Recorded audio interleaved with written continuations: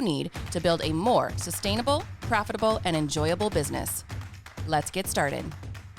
All right. Welcome, everyone. I have got Teske with me today, and I am excited to kind of dig into a super quick topic. The reason this kind of came up, and so Teske, jump in here anytime too, is one of the stats that we kind of recently saw was kind of shocking.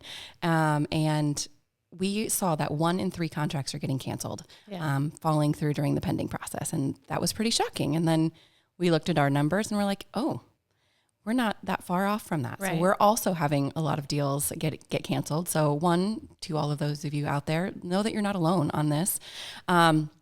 But we saw that a lot of these were getting canceled because of inspections, among a few other things. Yeah. So first thought that popped in my head when I see that things are getting canceled because of inspections, I think one, well, kind of course they are with where the things are at in the market. And I want to dig into that a little more as we get to our 4 points here. But then also my head went, well, yay, I'm glad inspections are happening again. Is that super weird? Right. We're having inspections and clearly we're negotiating. Like that's a new thing in recent months that we haven't seen in the market the last few years. Right. So when the market was super crazy hot, we were not having inspections. People were waiving them in multiple offer situations. And honestly, I was a little panicked and nervous about the number of buyers not doing inspections because of that. So I'm kind of excited that we're back to this place, and I'm probably maybe alone. I don't know. You get excited about a lot of things. Yes. Well, okay, there it is. All right. So what we want to cover today is we just have 4 things to help you kind of relearn navigating the inspection process. So just kind of reminding ourselves a few things that are going to help us navigate this. Deals still fall apart at the end of the day, but maybe this will help us kind of rethink it and set everyone up for better success along the way with inspections. So yeah. Okay. So our 4 things are, I'm just going to kind of say them all first, and then we'll kind of run through them quickly. 1, shift your mindset.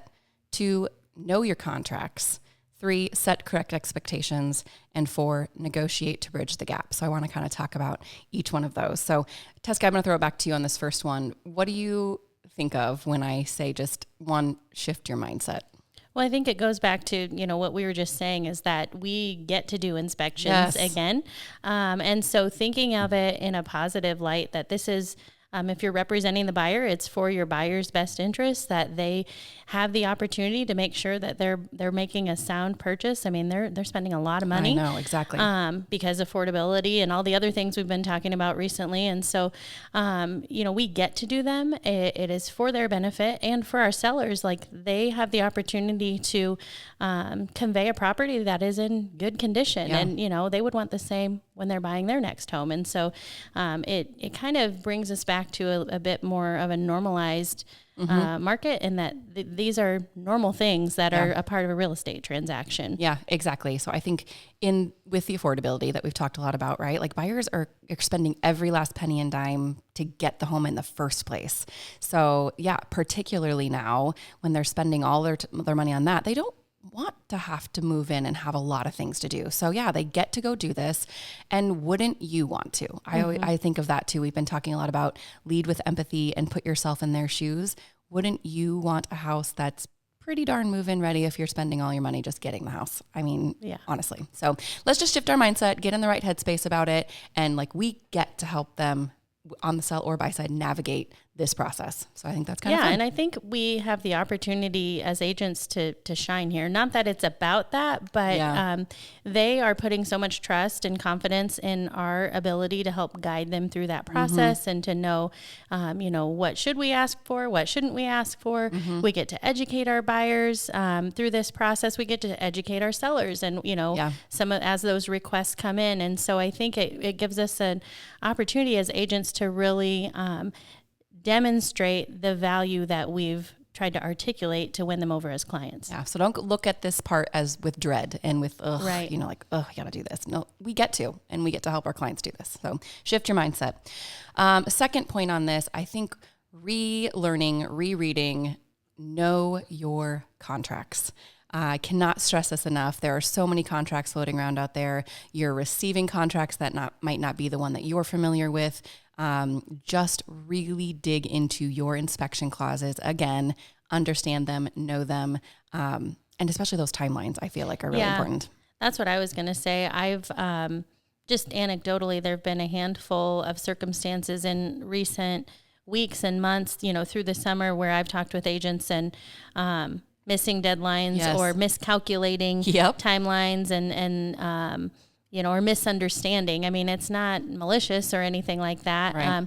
And then having to own up to it or, negotiate with the other side to make it right, extend the timeline, whatever. Right. All of that is, it is avoidable if we know our contracts. Yeah, exactly. And when you know your contracts, you can then, even when you do have to extend because of legitimate reasons, like your seller really just needs more time to go get more quotes or whatever Right, that exactly. may be, your contract well enough to go, oh, we're going to miss that deadline. Let's get this extended. Let's have a conversation about this. So, and honestly, there's different clauses, right? So what clause is going to be best for your buyer and seller's position? And how are we going to use those in negotiating, even just getting the contract negotiated up front? So I know your contracts, dig back into them. It's probably been a bit since you've really read that we section. got really accustomed to is or as is Yeah. or for buyer's knowledge Yeah. only, where we're seeing, pretty much traditional inspection periods at this point. At least that's what I'm seeing in my business. That's Yeah. what I think, our agents are dealing with too. So Awesome. So shift your mindset, know your contracts. And third, probably my favorite, set the correct expectations. And so I think this is set the correct expectations to yourself. That kind of goes back to the shift your mindset. But then really with our buyers and sellers. So what are ways that, just kind of quickly, briefly, what do you do with your buyers to help set them up for the correct expectations for the inspection process? one thing I always do is tell my buyers that we are going to get a very thorough report. And so making sure that they understand that it is normal to get a 50 plus page report from their inspection. And I think just that very small fact helps them know that that's a normal thing, and it doesn't have to be a scary thing. Mm-hmm. And so I think, so they know that doesn't mean the house is totally wrong. There's all these terrible problems or whatever. But then talking through how to prioritize some of those things. Depending on their individual situation, there might be air quality things or, that are really important for their health or, and so it just depends on their particular situation and their needs on what those priorities are going to look like. But obviously health and safety issues are important for buyers, that they're moving into a safe home.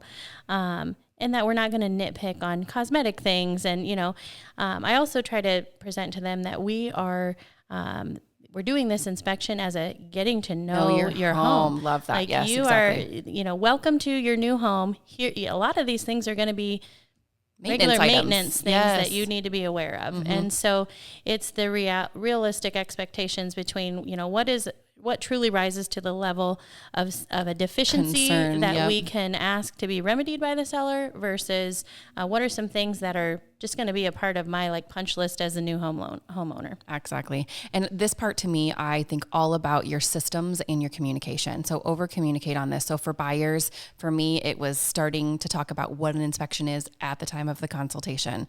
Then it's re-looking at it when you're going to write your offer, going through their options and choosing the best one. Then it's, I have an email ready to go that is teed up the day before inspection, reminding them what this inspection is for, the differences between true deficiencies and things that we already know and see. Just over communication. So I think what can you put in place as an agent to have some of that stuff ready to go? Because there's kind of the same standard, set of questions, thoughts that they're going to have about this. Get that lined up for them and over communicate as much as you can. Yeah. And I think that, thinking of the email the day before, I have in some situations, and again, it's knowing your clients, I have literally copied and pasted the clause back into the email, reminding them, this is what it says. Here's the purpose. This is what our contract says. Here's how we're going into it. Yeah, very good. All right. How about on the sell side? What are some of the best tips you have on setting the correct expectations with sellers? I think sellers are in a unique position with this market shift that we've had, things staying on the market a little bit longer, than they were. Our days on market are up. Affordability, prices, they might be pricing still a little higher than maybe where we want them to be as agents. Point being, I think sellers need to have their home in top-notch condition. Correct. And, I agree. So how that plays into the inspection, conversation is, what are some things that we can do before we even go to market to ward off any potential pitfalls that that might surface with an inspection, or even thinking through, from the seller perspective, what terms are we going to want to accept? Cash, conventional, if we're going to do FHA and VA and USDA, if it's in an eligible area, we know that there are appraisal, minimum standards and that could arise, certainly might arise at inspection, but kind of along the same lines. Yeah, absolutely. Can I paint this peeling paint and just get rid of the problem? Exactly.